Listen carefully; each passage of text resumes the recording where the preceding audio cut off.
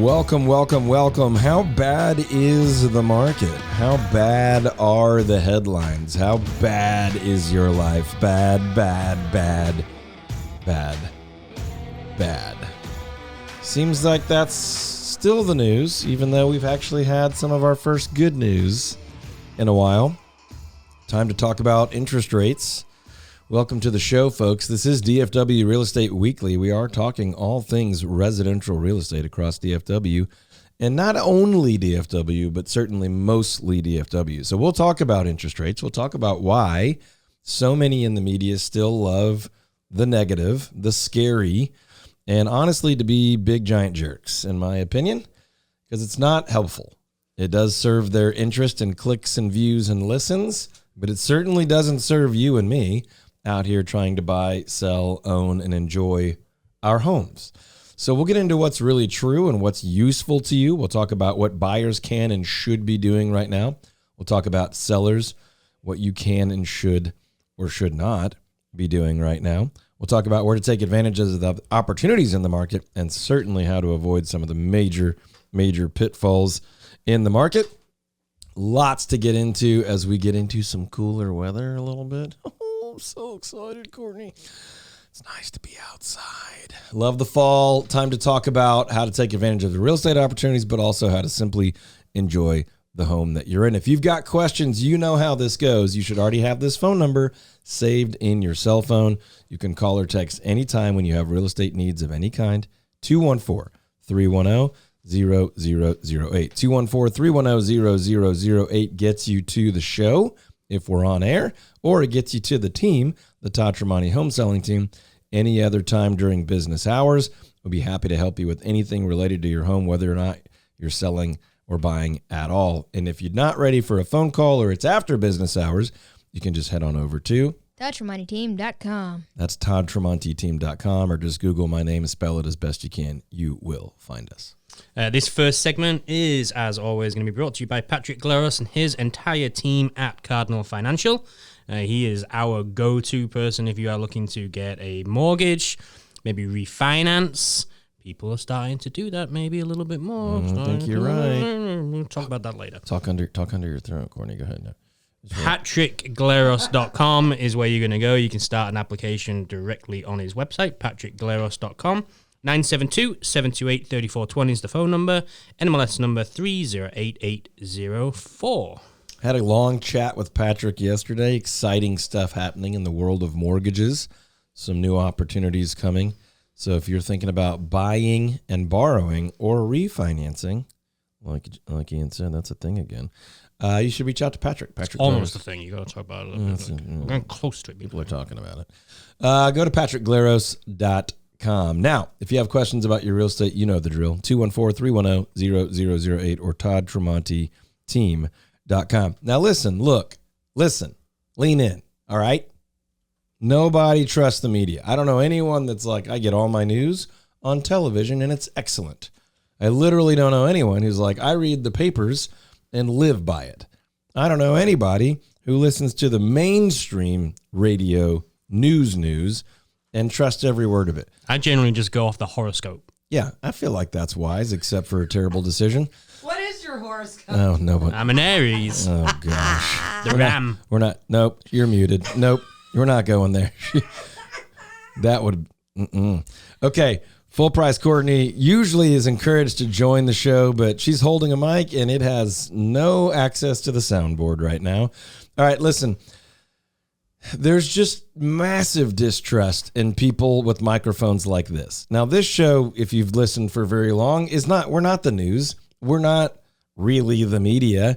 We are here to advocate for local homeowners and soon-to-be homeowners in the DFW area. That's what we do. I'm a real estate broker. We work together on a real estate team, and our job, our fiduciary responsibility, our ethical obligation by license is to care for and serve the needs of our clients and the residents of our community ahead of our own. And we have made that a very big commitment.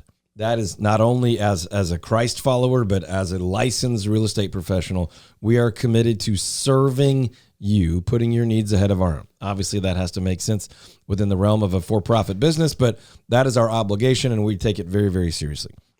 It is a privilege to serve the residents of DFW as you buy and sell and enjoy your homes in rent as well, or to live with family or whatever the case is.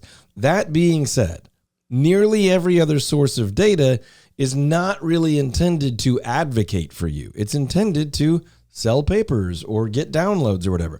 And I'm not necessarily mad at them. That's their business model. But what frustrates me is when we begin to give them the authority of someone who really does care for you and trust what they say and make life decisions on it. Just this week, the New York Times, in their unbelievably widely distributed and listened to podcast, The Daily, was talking about what, Courtney? Because Courtney loves to send me clips from The Daily. And Do I get to be unmuted today? well, behave yourself, and you do. Okay. Well, so the Daily this week Just shouting negativity from the rooftop. was just talking about how detrimental the housing market is. How and terrible it is for you. how the cost of housing became so crushing, how we got here. And it feels a little dire. Yeah. Like it kind of feels hopeless for any young person wanting to, I don't know, like have a starter home or something. I Yeah. mean, So here's what I would say. First, I would say the Daily is a terrible source of real estate information. So I'm not saying don't listen to it. Just understand they're not real estate experts. yes, but it's also a little bit of the narrative and the experience that people are having. My understanding is that our parents' generation, you know, like post World War II, there was this giant boom. And well, our grandparents rather, you know, this giant boom, just houses. Like this is just kind of how we got the suburbs. I mean, we just were They came back from war and and they built the houses, right? And that's kind of metaphorically what happened. Yes, and they were way more affordable. Yeah. Income to housing cost was a much better equation then. Well, and the distrust goes multiple ways too, because we've talked about that on here, right? Where, yes, we're a real estate show, so people are going to expect that we're going to say things are great and that it's positive and that it should be those things. which is what I'm always pushing back on. But we don't always say that, to be clear. Finish your thought. No, that's like, Yeah. people do think that about us and all that. So, but to your point, we don't always say that. And I think we do try and keep it as real as we can. And so, like, we have to ultimately try and educate people from the constant narrative of doom and gloom, because that's what people Well, and read and click, and it's all they get to read and click if they're listening to the bigger platforms. It's all negative. It is all woe is you, the victim. But what are you supposed to do with that? Yeah. And that's what we say on this show, on our YouTube channel, and all of our clips and stuff on the podcast all the time is, okay, I'm not arguing with you. Yeah, you don't have as advantageous of a deal as your grandparents, not even as good as your parents, as in regard to affordability of first-time housing, of entry-level housing. I don't think people want to read like positive stuff though. If they did, then news they would put it out there. But that's my point, right? So when you're told it's not your fault, that feels good. Oh yeah, that sucks and it's not my fault. Okay, but you still don't have a house. Okay, so this is my point. I'm not mad at you. I'm not telling you that you're an idiot. I'm telling you, let's solve for this. If you want a house, if you want to take advantage of the American dream, which I believe is still very much alive, if you want to use home ownership as a path to wealth, as a path to safety and security and the highest level of control that you can have over your home, I'm not saying complete control. I know the detractors are going to talk about taxes and all that. But what I'm saying is, if you want control over your environment, if you want upward mobility, if you want wealth building, if you want home ownership, stop whining. I'm not saying you don't have an argument, but it doesn't get you anywhere. Mm-hmm. So just acknowledge, yeah, this is part of the overall equation that isn't working out in my favor. My entry-level house is going to cost more of my income than my parents or grandparents did. Now, I have some other advantages that they didn't, and if I'm blind to that, then that's my problem also. But it doesn't do me any good to sit around and complain and read all the stories and listen to all the podcasts that say it's not my fault. Well, As a matter of fact, we've said this for years. I mean, I've been here now almost 10 years, and forever we've said doesn't matter what the market is. Forever we've said, lower your expectations at times. You don't deserve to go and get a $700,000 starter home. Nobody ever did. Oh, careful. But when it was, careful when telling it was, people what they don't deserve. No, you don't deserve it. When it was a $300,000 home, you still didn't deserve that. But people were like, well, I need to have this. This is what I grew up on. And it's like lower your expectations. Like, just I'm go not with that what it old, is. okay? I'm not. And when I came into the housing market, rates were like 7-ish%, and that was as low as they'd been in a long time. And houses, this is what makes all the millennials mad. Houses were like $150,000. Yep. Okay. Now that still felt insanely expensive, but I grew up knowing not everybody gets a house. Yeah. You get an apartment for a while, and then you get a cruddy house, and then you get a less cruddy house, and eventually you get a pretty decent house, and then you try to make it really nice. I grew up middle class, upper middle class, probably. Yes, for sure. The point is, that was the trajectory. Now it's like, I can't get the house I want when I want at the price and rate I want. Woe is me. I want 3,500 square feet, 5 bedrooms, 3 bathrooms, and I can't get that in the area that I want. Now, there's someone listening right now that is like, no, I would settle for 2 bedrooms and 1 bath, and I still can't get that. And I'm not saying you're wrong. I have compassion for you. I do. It just doesn't help anyone for us to spend a lot of time on that. Okay, well, so I'm sitting here thinking, who are we talking to here? Because it feels like there's 2 lanes. I want a home and I can't get one. Hey, I would like to be the owner of these homes that these jokers are renting. Yep. Like, how do we? Well, just to go back to the Daily and the New York Times, their deal was, it's getting bad. It's going to be much worse, right? Yeah, they said it's going to be worse next year and the year after that. Yeah, and if you weren't careful, which most people listening to podcast in their car on the way to work with 1,000 things going on aren't super careful, you might think they're saying the market's getting really, really bad. But what they're saying is housing affordability is getting worse. It's sort of feeling like there's not going to be enough roofs for everyone's heads. I'm glad you brought it up. So that was the real punchline data point of the deal, was where did this come from? How did we get here was kind of the driving force of that podcast. And it was that we don't build enough homes. Post 2008, 2009 downturn, recession, housing construction and construction starts has not paced with demand. And so you have all this regional movement, you have population growth, and then you have literally people coming from other countries and things. And you don't have enough housing construction. You don't have enough houses, period. Therefore, supply is low, demand is high, and prices go up. So they're banging the drum of bad, bad, bad. It's getting worse. In reality, the value of properties is going up and has continued generally, for the most part, in most parts of the country, to go up during a real slowdown in transactional volume. And the reality for Dallas-Fort Worth is this: the value of your house is going to keep going up. Not every single day for the rest of your life, but probably every 2 or 3 year period for the rest of your life, it's going up. And for probably the whole past of your life, it's gone up. So the fact of the matter is, it doesn't do you any good to whine about it and complain about it. It's true that it's tougher.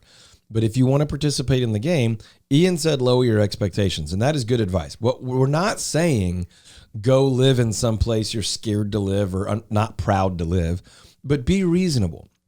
It's okay. It is the American dream that you make steps to move forward. So if you're in your first apartment and you can get in a home, your home might not be much bigger than your apartment, but you're going from renting to owning. And then you might go to a 3-bedroom home, and your family might grow, and you might go to a 4-bedroom home. And you might at some point have some expendable income and prefer to have a 5-bedroom home or a larger lot, or move a little further out, or move back further in. This is what progress and growth and development and maturity and wealth building looks like. Those things are okay. As a matter of fact, I would argue they should be somewhat of a badge of honor, is that we have grown and matured and elevated. You don't always have to want more or bigger, but you can. That's the dream. That's development. That's building. That's growing. Wanting everything you ever wanted now is entitlement, and it's foolish. Complaining that you can't have what you want, even if you don't have the same opportunity that others did before, it's not wrong. It just doesn't do anything for you. So wanting the government or someone else to come solve your problem is a fool's errand. We'll get to that later in the show. We will talk about some of the election cycle promises that are being made. But what we're trying to say to you right now is that these stories that make you feel good aren't actually helping you get where you want to get. If you want to own a home, feeling good because someone told you it's not your fault doesn't serve you. It is harder. I'm sorry that you can't buy your first house for $141,000 like I did. But you could also start a business with technology that's basically free to you that a lot of us didn't have when we got started. You have 1,000 financing options. You have access to the information across the globe. So other things are way freaking better for you than your grandparents and your parents. So grow up, understand it's a complicated world. I'm not mad at you. I'm not talking down to you. I'm just saying a little tough talk will help. If you want a house, let's find a way to get you a house instead of just complaining that you don't have the same opportunity to get a house. Now, I'm not talking to any one person, but the Daily is, and they're talking to the people that celebrate the victimhood of, you're right, it's not my fault, let's blame the others. Stop blaming the others. Let's go get you a house. Okay? Let's do it. All right? We're or the not. We're the team. Or not. But, quit feeling good because someone pat you on the head and told you that it's not your fault. That's not how you achieve your dreams in life. Let me say about DP Lambert and Goosehead Insurance. His entire team over there have been doing a great job for years with so many of our clients, friends, family members, saving us thousands of dollars when it comes to your home and your auto insurance. You can reach out to dp.lambert, Lambert, dp.lambert@goosehead.com. You can call him 214-614-8595 or head over to toddtremonti.com. You can click on the radio tab and you can find all of our recommended pros and vendors right there. All right, hey, let's talk about the Fed announcement. Let's talk about kind of a big market update, kind of what's going on, what does it mean, what's it going to impact, and how are people potentially going to kind of mishandle all this? And now, this. Okay. I don't know if you guys have been paying attention to every news source on the planet, but the Federal Reserve did, in fact, lower the Fed rate. Now, I am on social media, honestly, mostly Facebook. That's where most of my reach is. And I am followed by and also follow lots of real estate agents and lenders. So I understand I see this stuff more than others, but the number of posts that I saw last week from people that think everyone else is an idiot saying, marked safe from thinking the Fed rate is mortgage rates, made me want to become a terrible person. Okay. How many times have we said that on this show, Courtney? Quite a few. 74 million? Yeah. Somewhere in the range of 74 million. Okay, so we're well aware of that, but we're also well aware that they are pretty, if they're indirect, they're slightly indirect. If they're direct, they're loosely direct. The fact is, when the Fed rate moves, lots of things move, and the mortgage rates are usually one of them. We're aware that the Fed rate is the banking rate, interbanking borrowing rate, and a lot more. The fact of the matter is mortgage rates have moved. Now, mortgage rates had already moved down in anticipation of the Fed making probably a 25 basis points or quarter of a point interest rate reduction. They made a 50 basis point reduction or half of a percentage point. Now, that is the Fed rate, but we have seen mortgage rates in most parts of the country, and it is a little different state by state, region by region. Certainly your credit score and your down payment amounts. Mortgage rates will differ. We're not all going to get the exact same rate. The property and the price of the property can determine that as well. If you're getting a conventional loan or a federally backed loan or a jumbo loan, these are all different things. Construction loans, short-term, long-term, 10-year, 15-year, 30-year. We're even hearing about some 40-year. These are all going to lead to different rates. But before the Fed announcement, we were seeing people in the mid-sixes. And after the Fed announcement, we have seen people in the very, very, very high fives. That is a big difference. We have been talking about for 2 years now. My prediction has been as soon as we see or hear about any number with the 5 in the front, we're going to see some pretty significant movement. And what did David on our team say this morning? You remember what he said? Did you catch it? Remember what Grady said this week?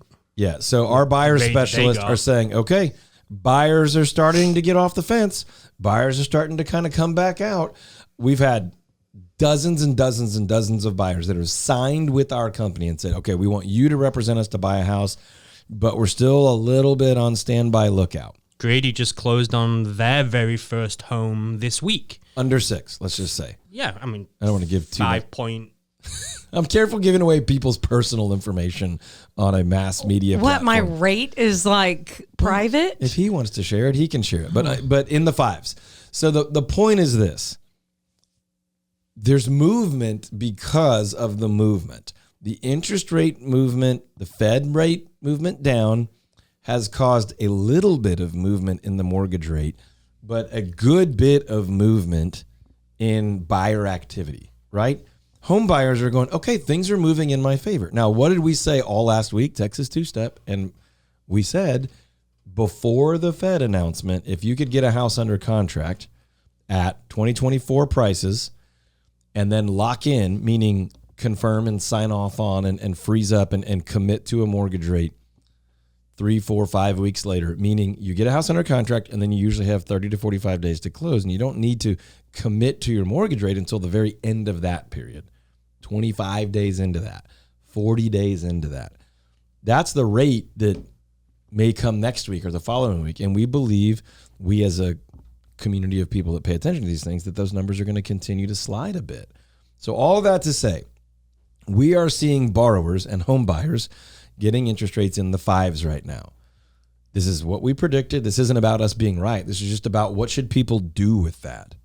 If you are a home buyer, you should take advantage of that. Now, there's also people saying that they believe that will continue to slide down for the next 6 to 9 months. That's great. Should you wait for the lowest possible rate? That sounds good, except for that as we head into next year, past election, past holidays, we believe, based on 20 plus years of experience, that you're going to see a lot more people come out of the woodwork and compete with you.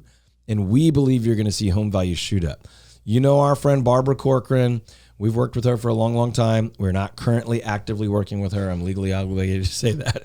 But she was on Good Morning America the other day saying she thinks there could be an 8 or 10% increase in property values nationwide once this rate reduction really hits the mortgage markets. I think she's probably in the right range, but I think that will likely happen in the new year.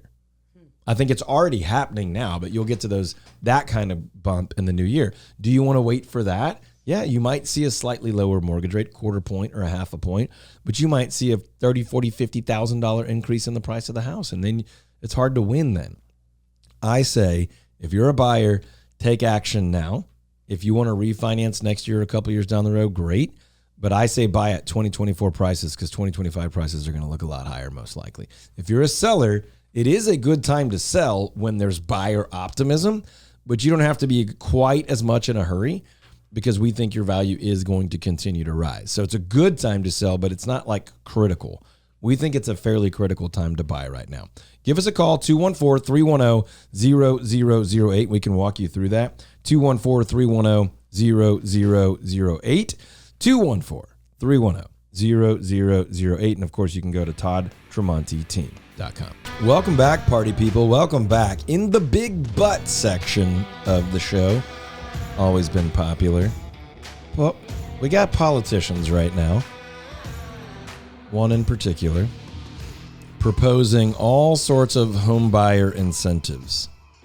But this is not new. This has been done before. Stop me if you've heard this one before, people.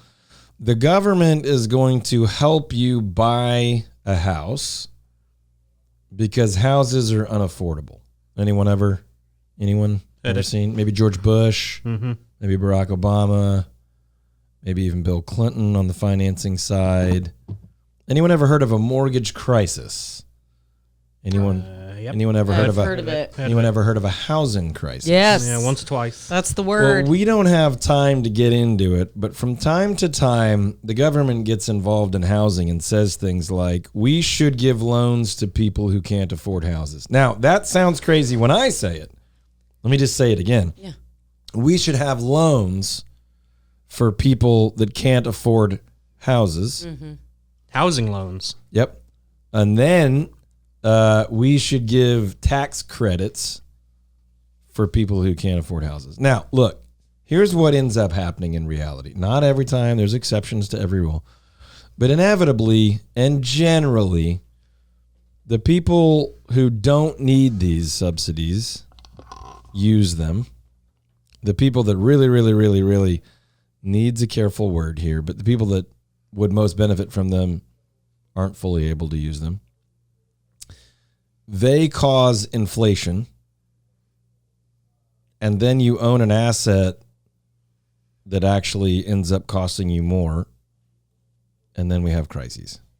Well, it also perpetuates the narrative that we talked about in the first half of the show of what I deserve. And I should get what I want, and the government should help me get it. It's so strange. It is strange. And it's strange how all of us can contradict ourselves on that, right? Because we all want suppose I don't what we even know want how I'm participating in when that. we want, right? Yeah. We all want what we want when we want it. And the reality is... Kind of like why Amazon's been so successful, huh? Ew. Remember the days where you had to go and get in your car and drive somewhere, and maybe it was on order and you had to go wait and go pick it up the next week? We are really overwhelmed. I'm a champion of small businesses, and I also use Amazon. So that, it's kind of hard to rationalize. But we all do it. This thing, though, is they know when they make these proposals that they sound good and look good and they get votes. And I'm not saying any specific candidate. I'm not trying to pick on any one person, but we all, if you pay close attention, you know what's going on. The reality is this. These subsidies are kind of circular logic in that they sound and look and feel like they make something more accessible, and they either inflate the value or they hurt you on the back end. So we're not going to get into the weeds of this, but there's nothing new about these proposals. Now, some have been slightly more successful than others, but it's not that much different than just printing money. And in some ways it is requiring printing money just to give a bunch of people tax credits or give a bunch of people money to buy houses. But ultimately these things are supposedly a solution to a problem, and then they create new problems, right? You might, maybe not worse, maybe not more, but just new problems, right? So I'm certainly a fan of the free market and letting people sort these things out. I'm not a fan of people who work really hard and want to own homes not being able to own a home. It's not like I'm happy about that, but that is how things go sometimes, right? I would like to have lots of things that I don't have. I have more than I need, though. So I recognize that that's comfortable for me to say. I would love it if we had a more balanced, accessible real estate market. Believe it or not, if I was designing a housing market that selfishly served my needs, it would be the one that most people want, where buyers can generally buy what they want and have to make a few compromises, and sellers can generally sell what they want and make a few compromises, and they needed professional representation in the middle to help navigate and negotiate and protect and advocate and alleviate liability. And everyone is generally getting most of what they want. That, to me, is the healthiest, kind of steady as it goes, slightly, steadily, upwardly mobile market. 2, 3, 4, 5% of appreciation a year. No herky-jerky mountains and valleys. That's not how the world works, though. But we are long past healthy, predictable, slow-moving, pendulum-swinging cycles. If you want guidance on this when it's time to buy and sell, call 214-310-0008. That's 214-310-0008. Or you can go to ToddTremontiTeam.com, where the Todd Tremonti Home Selling Team guarantees to sell your house over the average price and under the average time. Or we also guarantee to save you at least $5,000 throughout the purchase process of buying your home. RepublicTitle.com, that's where you're going to go to find out all the information about the services that Republic Title offer. They are one of our favorites. They're one of the leaders in the industry. They just do such a thorough job with all of our clients, making sure that everything is good to go and smooth on the title side of things. And believe me, it can get bumpy at times when you do not have an amazing advocate in your corner. RepublicTitle.com is the website. 972-423-8777 is the phone number. ToddTremontiTeam.com is the website where you can go and find out all of the recommended pros and vendors by simply clicking the radio tab. TouchMoneyTeam.com. There it is. There's the boy. He didn't sound like that anymore, Courtney. He's all grossed up. He's about to be taller than me, which is quite sad. All right, folks, in our DFW area segment, right, we like to talk about different areas of DFW and places that we love and our clients love and that we get a bunch of YouTube questions on and calls to the office on. And if, by the way, if you haven't checked our YouTube channel lately, just go to ToddTremoneyTeam.com, click on that videos tab. There's hundreds and hundreds. I don't know. We might have thousands at this point. Hundreds and hundreds of videos. Some of them, podcast episodes and radio episodes, many, many more of them are information on and about different areas across DFW. Homes on land, different types of properties, pricing, availability, different trends, entertainment options, cultural, job, healthcare, education, all kinds of stuff in different areas within DFW. So whether you're moving within or to the DFW area, definitely check that out. Go to ToddTremoneyTeam.com and just click on that videos tab. Now, what are we talking about today? Well, I was thinking about talking about a little city that I like to call McKinney. Ooh, McKinney. You know, it's interesting because McKinney was, I'm originally from Houston. Don't hold it against me. I'm originally from Houston. And when I moved up here, it felt like all anyone talked about was one McKinney and 1A Plano. Plano was on the top of every list of the biggest, best suburbs everywhere. And McKinney at that point, 20-something years ago, was still kind of this new emerging. Craig Ranch was like the greatest thing that ever happened. McKinney was blowing up. All the schools were blowing up. And by the way, I think McKinney today is better than it was then. But Frisco gets almost all the attention. McKinney is very highly regarded, obviously, but Frisco, slightly to the west, has gotten all this rah-rah, billions, trillions of dollars of investment, PGA and all that stuff. McKinney is awesome. Everyone I know who lives in McKinney loves living in McKinney. Occasionally someone will bounce out north to Salina or Anna or something like that because they want a little more space or they're trying to be a little more cost effective. But McKinney's great. Obviously tons of good golf there, great restaurants, super easy to get to off of Central Expressway.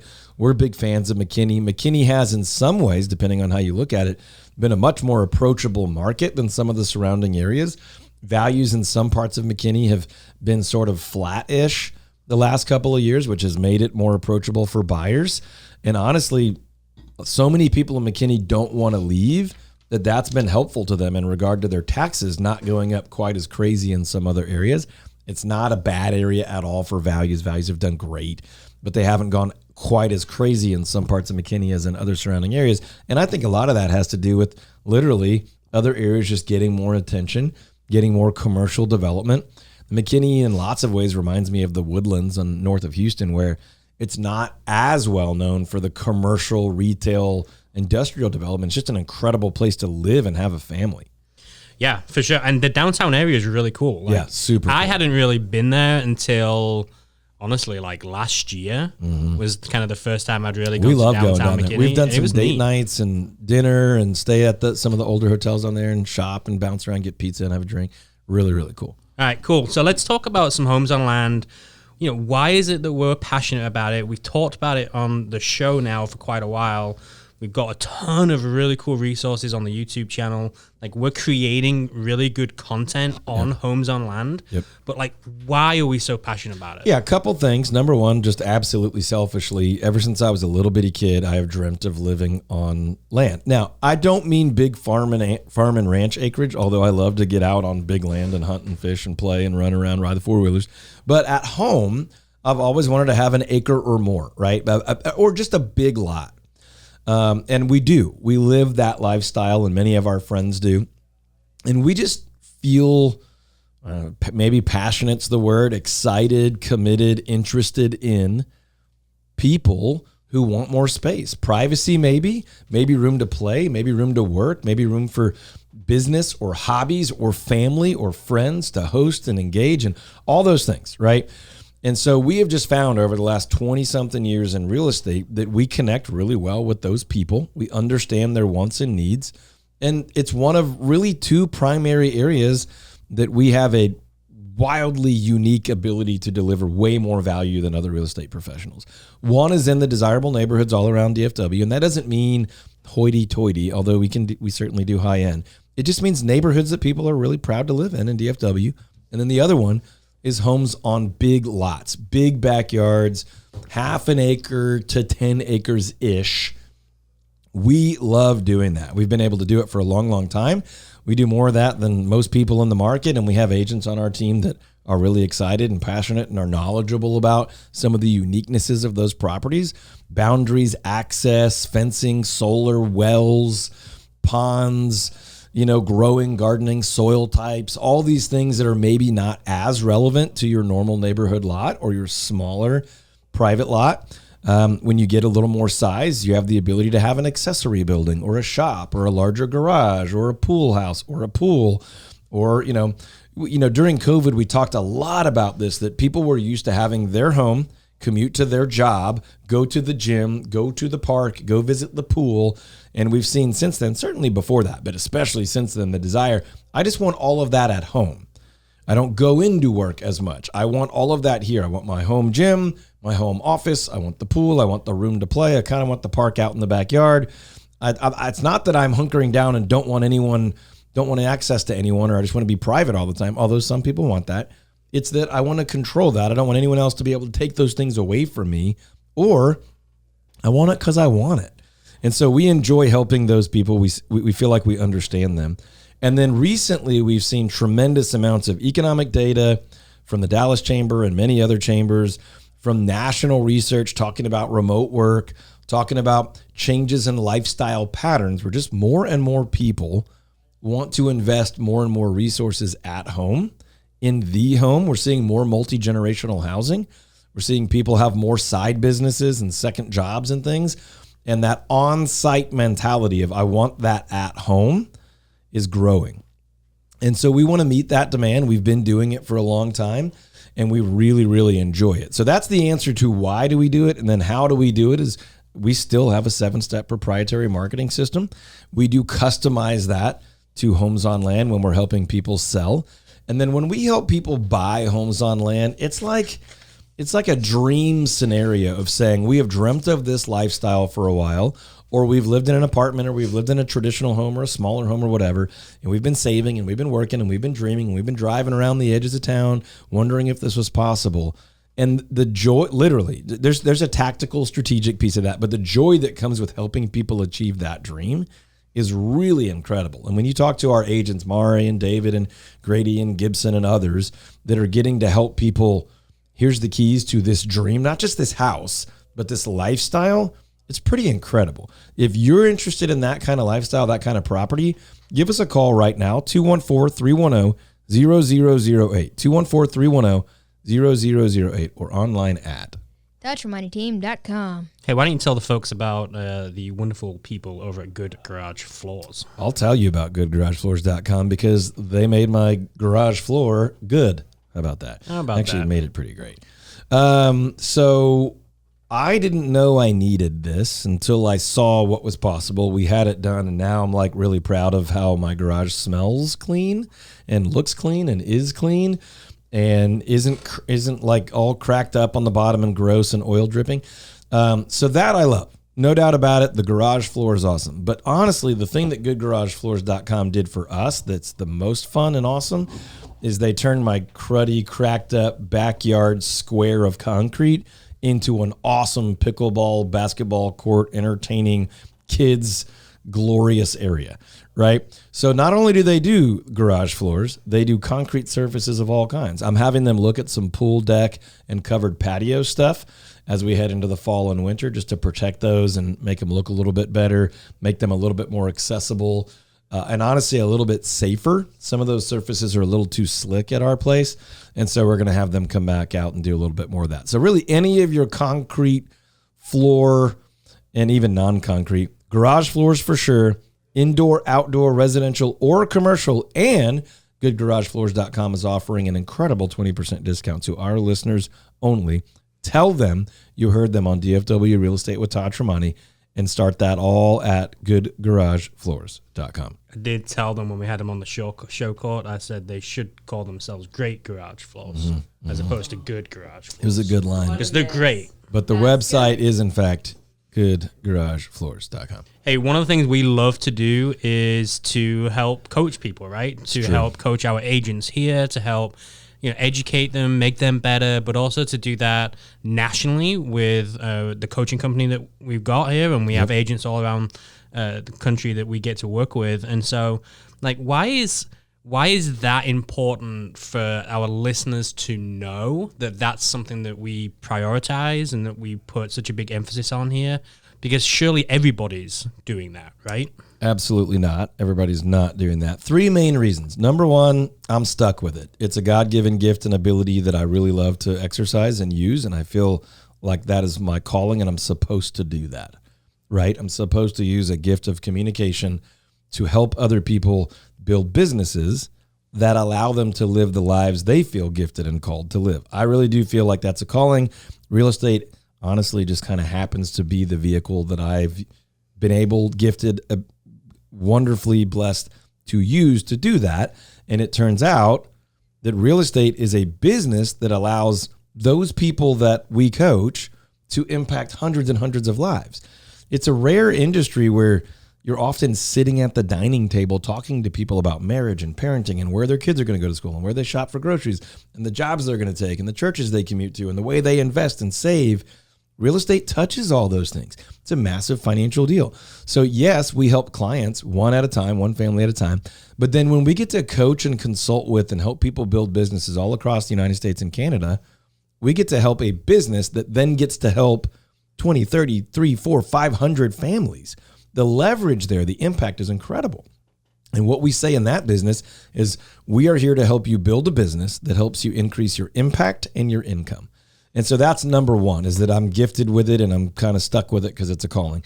Number 2 is that is my job on our team also. So you can trust the agents at the Todd Tremonti home selling team because I get to deploy that gift and that ability, as does Ian and others here on our team, to hire and recruit world-class people and then pour that into them as well so that we can serve buyers and sellers and investors here in DFW.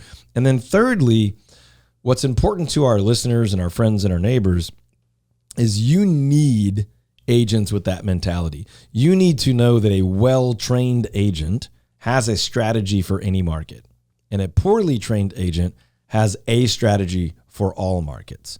Do you hear the difference? Yes. The difference is one size fits all, or everyone needs a different fit. Okay, so the one size fits all agent is a danger to you. You could get lucky that you are the one that one size does in fact fit. But we all know that one size does not fit all. It never does.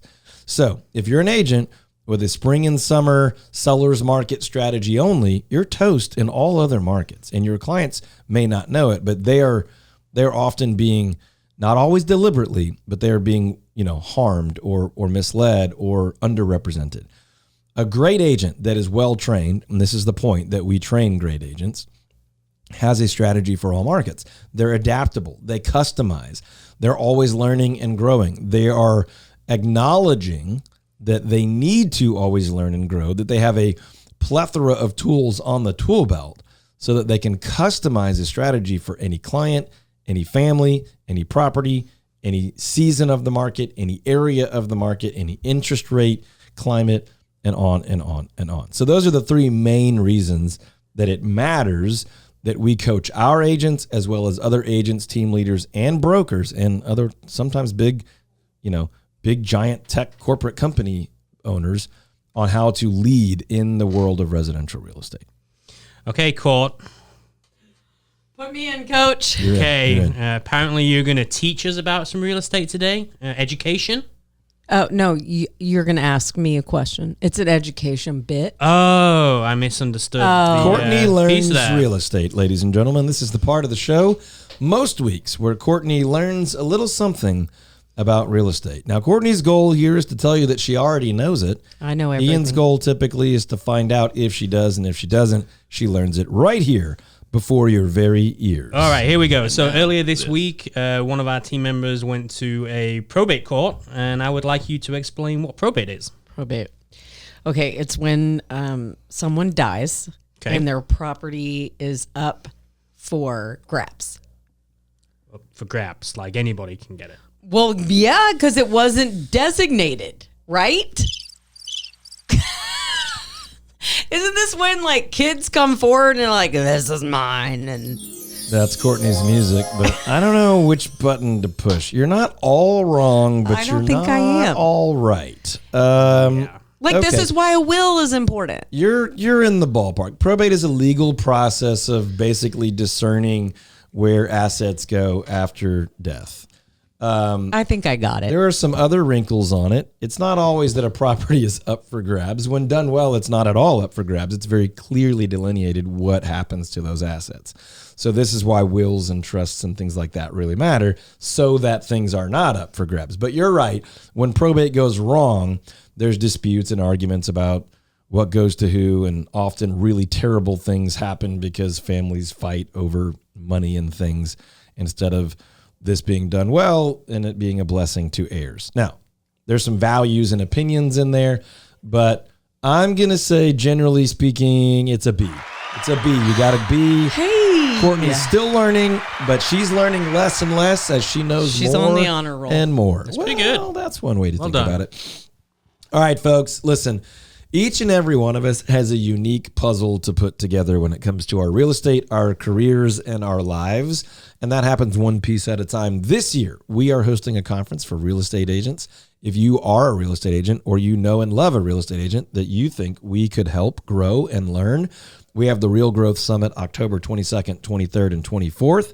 And you can go to realgrowthsummit.com, or you can call or text the same phone number you always do, 214-310-0008. Last call coming up very, very soon, third week of October. If you are a real estate agent or you know and like and love a real estate agent, this would be an incredible environment for them to be in right here in Dallas, October 22nd, 23rd, and 24th.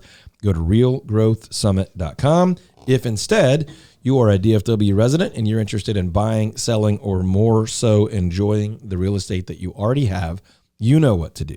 Go to toddtremonteteam.com or call or text 214-310-0008.